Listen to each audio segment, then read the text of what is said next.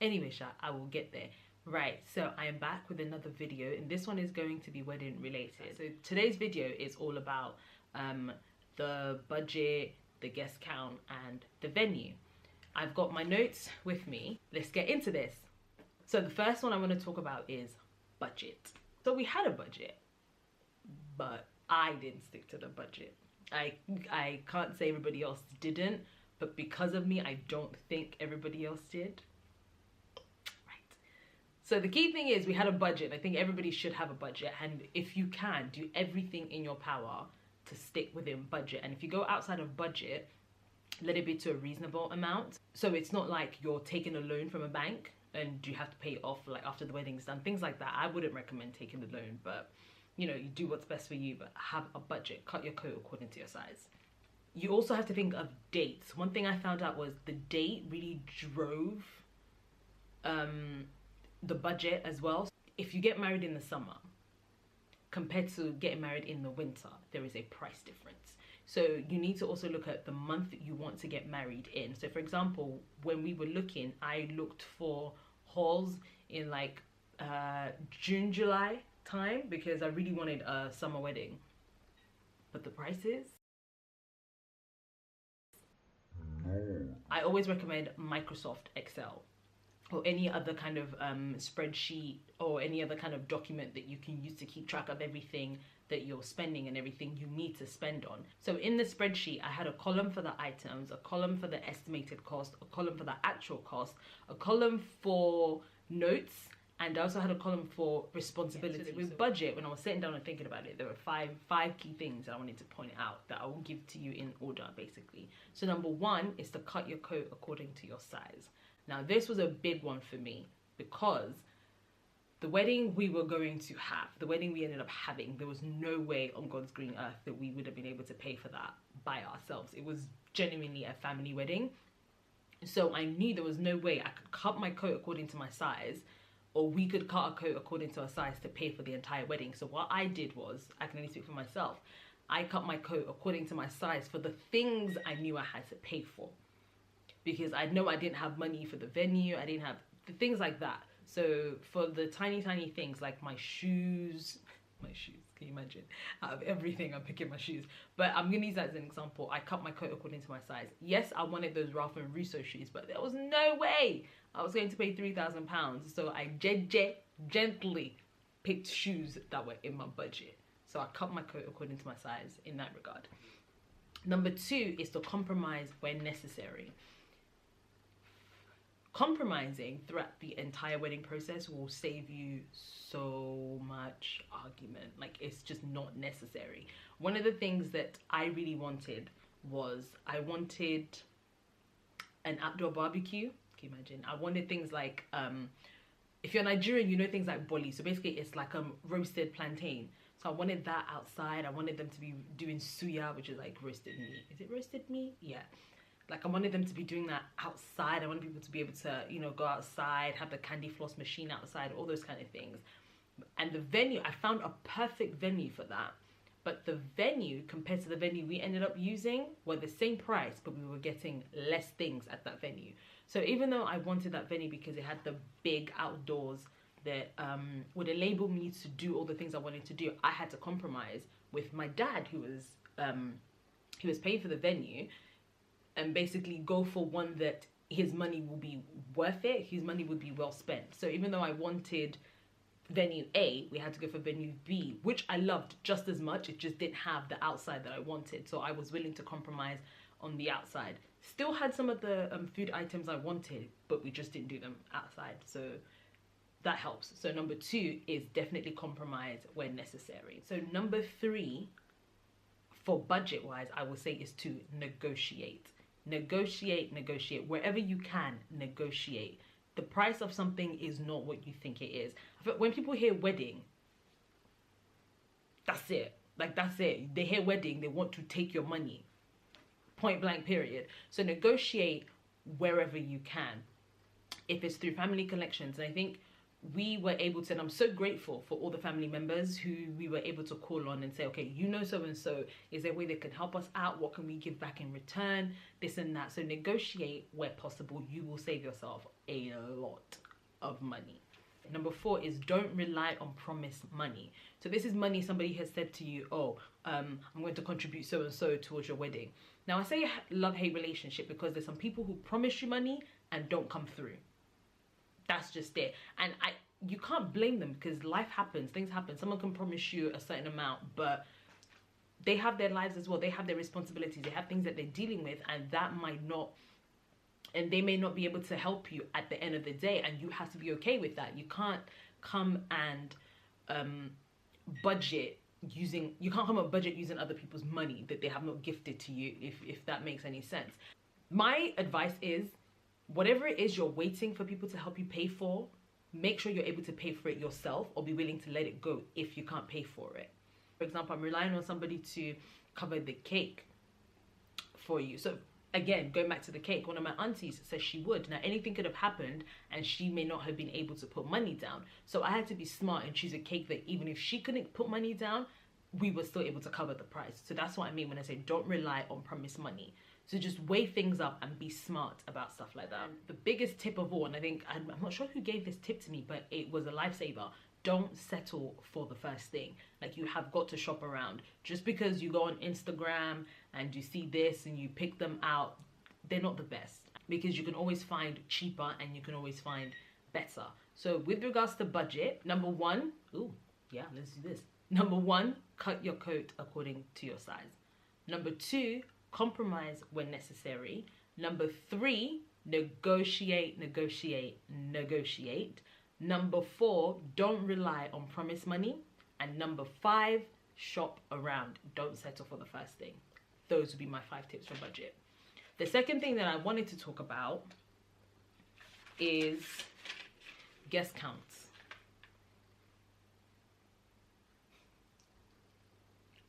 If you are Nigerian or even Asian, I know Asian people who go through this as well, guest count mean absolutely nothing. Like, your guest count will go from 300 to 500 in a blink of an eye. It's madness, absolute madness. Like, I don't understand how people know so many people. It's insane. I thought my parents knew people, and I know they knew people. And then my husband's family is just the same way. So combine 2 families who know so many people and you get a carnival. We didn't have a wedding reception, guys. We had a carnival. That was it. Your guest count goes hand in hand with your venue. In the UK, there are very limited venues that take over 500 people. I think that's what I found in my research. A lot of venues take just under 400 people. So the venue you also get goes hand in hand with the amount of people you're going to have at your wedding. So when you're looking for venues, keep guest count in mind. Our wedding count number started at 700. Started, that's not where it ended. Started as, I tried so hard to be like 500, 250 for each side, but by the time even I wrote my friends, by the time I wrote my family members, forget friends, they were pushing the 250. And obviously by the time his side of the family wrote their family members, they were pushing 250. They were over 250. There was no way we could have a guest count of 500 people between us. It was just not going to work. So we thought 700, fine. From 700 pushed to 750. Okay, added 50 more people, that's all right. 750 became 800. I promise you, our wedding was over 1,000 people. Till this day, we do not have a final guest count. The way we did the tables, we had 70 tables of, I think the way we did the tables, we ended up with like 870 seats or something along those lines. But for sure, the wedding, and that was sit down reception. That's excluding after party. So there are some people who left and then more people came after a certain time. For sure, we had over 1,000 people. It was a carnival. Loved it. Had the best time of my life. My husband and I still rave on about it till today. But man, 8,000 people, mighty. So your guest count is very, very important. Do what you can afford to do. And the biggest thing about guest count as well is a lot of it depends on who's paying, to be honest. And I think for my husband and I, we just got to a point where we were like, here my hands, like, parents, do you in it. Like, as long as you're covering the cost, as long as it's covered, as long as people get fed, people drink, people have a good time, that's fine. The DJ was always going to be there, the live musician was always going to be there, but as long as you could feed the guests you're inviting, have your carnival. But it was amazing. I wouldn't take it back, even if it's 1,000 plus people. It was still great. So anyways, guest count depends on who's paying, to be honest with you, and it depends on your venue as well, which brings me on to the third thing, which is venues. Now, finding a venue for the size that we had wasn't difficult, but it was difficult because it was easy actually to rule out a lot of venues that we couldn't use. So there are different types of venues. You have hotels, you have manor houses, you have banqueting halls. What other kind of venues do we have? You can use like marquees, you have castles. So for us, the minute I personally found out that we were going to be having 800 plus people, a lot of these venues went out the windows. Manor houses take less than 400 people. That was never going to happen. So it was quite easy for us to narrow down the halls and the banqueting venues that we could use. So in terms of finding a venue, it wasn't too bad for us. It was very limited. And I'm going to give you 4 things you should consider when you are looking for your venue. See, I've got my notebooks. I'm ready for you guys. I'm ready. So number 1 is the size, obviously. You need to make sure that your venue accommodates the number of people you're going to have. Scratch that. You need to make sure your venue accommodates a bit more people than you plan on having, because especially if you're having a Nigerian wedding, people who are uninvited will turn up. I don't know why, but you know, I can't complain. There's tons of people invite me to other people's wedding and I go in the evening after party, like not the sit down reception, to have fun. So the size definitely matters. Have a venue that can accommodate just a bit more than the number of people you're looking to invite. Number 2 is the location and the accessibility of it. Excuse me. So location, if you're doing everything in one place, that's fine, that's great. But if you're having your ceremony in a church, just try and find a venue that's not too far from there. So for us, again, because of the number of people that we were having, we were limited in terms of the venue we could have, and I'm a pastor's kid, so I had to get married in my home church. There was no way that wasn't gonna happen. So for us, the venue luckily was straightforward. It was like 20-25 minute tops drive. Location is very key. You don't want it to be too far for people, especially people who have been in church since the morning, and then it's difficult to get to where the hall is, and then it's just too much palaver. So you don't want that. So location is very key. Accessibility. If you have elderly people coming to your wedding, if you have people in wheelchairs, people who can't just walk upstairs for whatever reason, try and get a venue that has a lift. Number 3 key things about venues is timing. Know your timing. And I have to say this because we had to have 2 venues. So we had 2 ceremonies. We had one on the Thursday, one on the Saturday. So the traditional engagement was on the Thursday, and the venue for that was pretty difficult. There was one particular venue that I wanted because it was a glass building. So I told you I blew the budget. But because it was a school, we had to really negotiate the hours, and I had to get that down to the T, because if we didn't leave at a certain time, we would lose our budget. So make sure you know your hours, make sure you know the timing. When do you have the whole till? There's a difference between you need to be out by this time and your music needs to be off by this time. This is really important. Make sure you factor in the setting up and the cleaning up. That's where you will get caught out if you're not careful. And number 4 is exclusivity. Is the venue exclusively yours? Now, the venue we used has 2 halls in the same building. They're connected by stairs. So what we did was we hired both halls. One, because we had an enormous amount of people coming, so we didn't want the food in the same room as the people. So we used the second hall across the way as the area where the food, where the dessert table, everything, just every other thing happening, that's where it would be. So you need to figure out if you have the venue exclusively. I've heard of weddings in the banqueting hall that we used who only hired one of the halls in there, and there's been a wedding happening simultaneously across the way in the other hall. So if you're okay with that, fine, you're okay with that. If not, find a venue that's exclusively yours. So for venues, 4 things to consider. Number 1 is the size. Number 2 is location and accessibility. Number 3 is timing, and number 4 is exclusivity. Now we're going to move on to vendors.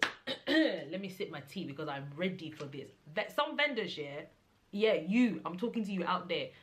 They've told me not to mention this woman's name, but I'm sorry, I'm going to have to because she was rude. Very rude.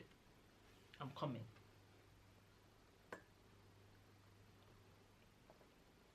I'm ready. Vendors. Number 1, do your research. Just because they're on Instagram looking good does not mean they're going to be great vendors. I am sorry. Instagram is the place where you put the best of your work, and I get that. That's fine. That's your bread and butter. That's how you're advertising it, so that makes sense. Put that up there by all means, but you need to do your research. And you also need to realize that vendors, there's some of them who are genuine people and they're very, very good at what they do, and they're honest and they have integrity. But there's some vendors who inflate their prices. I went to a few vendors.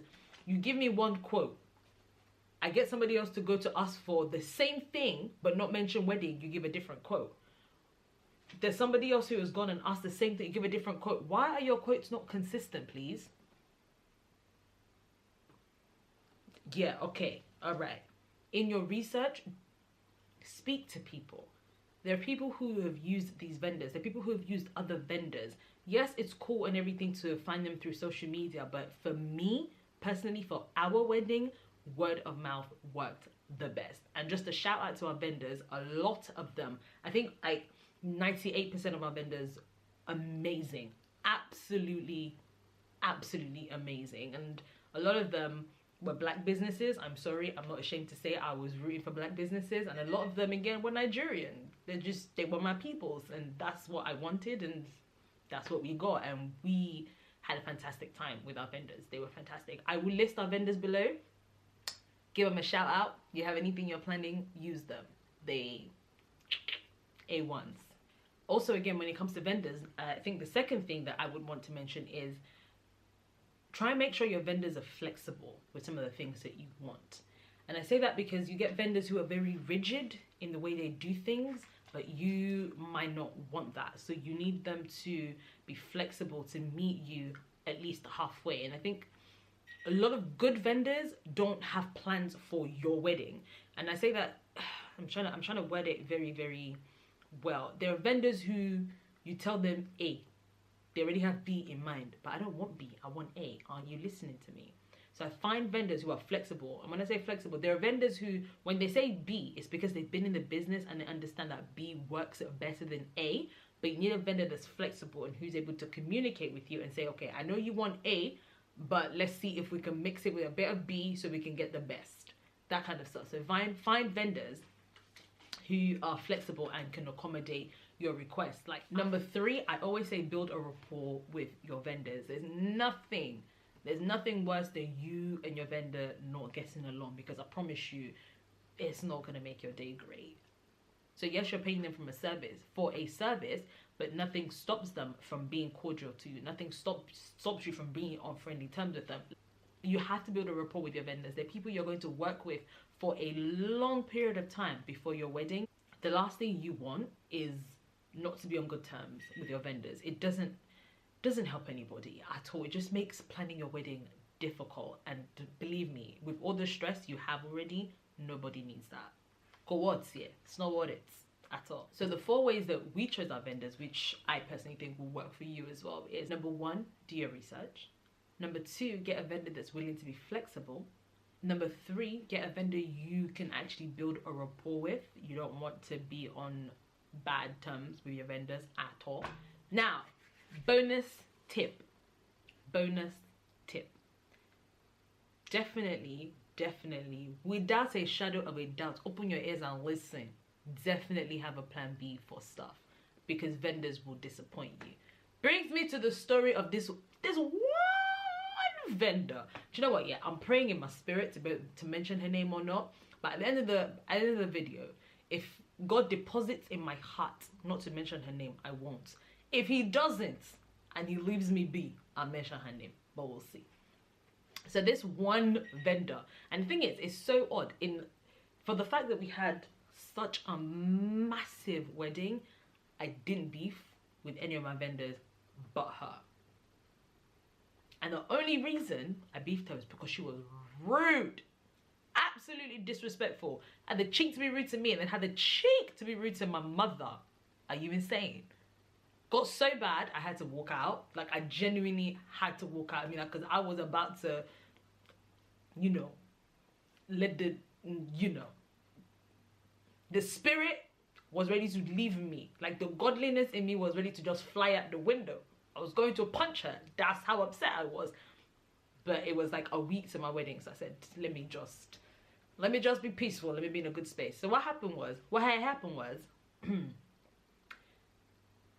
there was a lady at my church. There's a sister at my church, Sister Chris. She basically, she got married 2 weeks before I did. And we both get married in church, the same church building. And we both wanted to decorate church very nicely. So I had already hired the flower wall for church and all that jazz.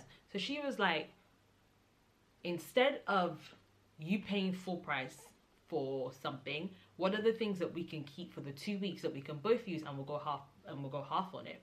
Makes perfect sense. I'm trying to save money, she's trying to save money. We're here.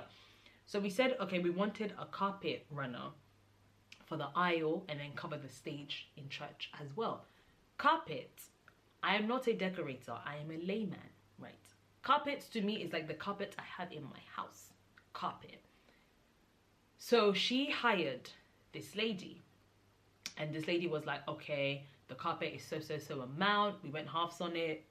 Fine, no problem. I was like, isn't there anything else that we can use? She's like, okay, if you use seamless, this is the price. I was like, okay, to be cheaper, can we just not use material? She's like, no, I wouldn't use material because it would rip, blah, blah, blah. She was really giving it. Like, she was giving her best advice, living her best life, giving advice. And I'm thinking, okay, you're the decorator.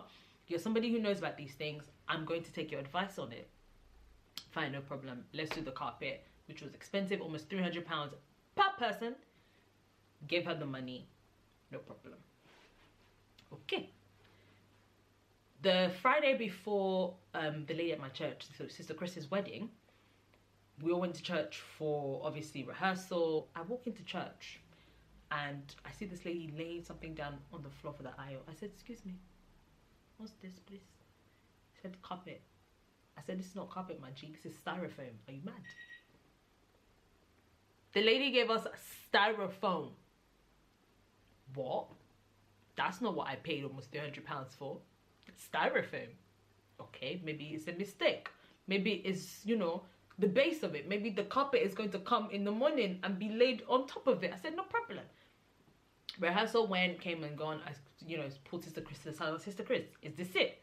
She said, yeah. And she was obviously upset. So I was not, it's the day before her wedding. I was not going to have this discussion with her the day before her wedding. It made absolutely no sense for me to do so. So I was like, okay, no worries, nothing, you know, leave it. Saturday came. Obviously, people were walking up and down on it. It's getting holes and stuff. The one on the carpet, it had ripped a bit, this and that. So the end of the service, Sister Chris leaves. Everybody has emptied church. I'm still there, obviously, it being my church. We're helping to tidy up. And I went to the lady because I see her packing up. And I said to her, oh, hi, I'm the other bride who you're doing this for in 2 weeks' time. Is this it? Because to me, this is not carpet, this is styrofoam. She said, she looked at me, she said, yeah, it is. Number one, I was not rude to you. Why are you giving me attitude? I didn't say anything. I was like, okay, cool. This isn't what I thought it would be. But if this is it, is there anything else you can do for me? Because I don't like it. No, I've already ordered it. This is what it is. Okay. No wala, no problem. I was in a good space at this time. I was still calm. I was still breathing. And then I was like, okay, the one on the carpet, the one on the stage has holes in it. what are we going to do about the replacement? Are you going to take this away and then bring the new one? No, I'm going to roll this up and leave it here. This is what you're using. I said, excuse me. It has a hole. Young girl, by the way. I promise you we're probably the same age. So I was like, it has a hole in it. There's no way I can use that on my wedding day. It has a hole. She goes, well, I can't do anything about that. It's not my fault. It has a hole in it. Like, it's what you're going to get. It's what's been paid for. If you want something else, you're gonna have to give me money fresh and go to order it new. Or to see me, are you mad? This is when I was like, I was getting a bit, my spirit was getting touchy. I was like, fine. So my mum saw me from afar that I was getting a bit touchy. So she came in and she was like, what's happening? Blah, blah, blah, this and that. Come and see the way the girl was giving my mum attitude. I said, I'm actually going to box somebody. Are you okay? My mother, are you alright? And the thing is, no one was getting rude to this woman. I knew obviously, if I was getting rude, if I was giving you service, if I was giving you lip, even my mum, like my mum was so calm. Just like, oh, what's happening? Isn't there a way you could please help us, find a new one? She doesn't like it. And obviously I want her to have the best on her day, blah, blah, blah, this and that. So I must make an attitude. The woman, when she was packing up, ripped it a bit more. I was like, are you all right? Are you okay? I don't understand. I didn't speak to you in a rude manner. You got rude to me. Never ever forget. And this is a warning to vendors. I am paying you. Like, people pay you for a service. If I disrespected her, if I was rude to her, then she had every right to be upset with me or to give me attitude back, because I don't believe in just because you're paying someone for their service, you can be rude to them. No, I don't believe that at all. So if I was rude to her, okay, fine. Be rude back to me. That's cool. You know, we can go tete-a-tete. That's fine. But I wasn't being rude to you. I didn't want confrontation. Anybody who knows me knows I don't like confrontation. But this day, I said, no. You have lost your goddamn mind. Are you okay? Till this day, this woman has not given me back my money. I didn't use her service. We had to pay extra money to get somebody else to come in and lay like a fluffy carpet on the stage. I had to pay extra for somebody else to come in to make it look better. And the cheek of you still haven't given me back my money. Are you okay? Are you alright? Something about vendors. You cannot, and I'm getting hot now. I'm really getting upset. Anyways, this video, yeah, it wasn't for me to rant about one useless vendor, all right? Do you know what? I'm not going to use my mouth to say her name, but I will put it in the description box below, okay? I will be atting her and I'll be tagging her because it's not fair. People need to start shaming and naming and shaming vendors. I get it, it's their business, but you can't be rude to people who are paying you to stay in business. It doesn't work that way. Anyway, Sha, okay, that's my video for this week. We talked about the budget, we talked about the guest count, we spoke about the venue, and we spoke about vendors. What I will do is after this video, the end screen of this video, I will list everything again in order. So the things you need to remember for the budget, the guest count, the venue, and the vendors. So this is one of my videos for the wedding series. I will see you next week for another wedding series video.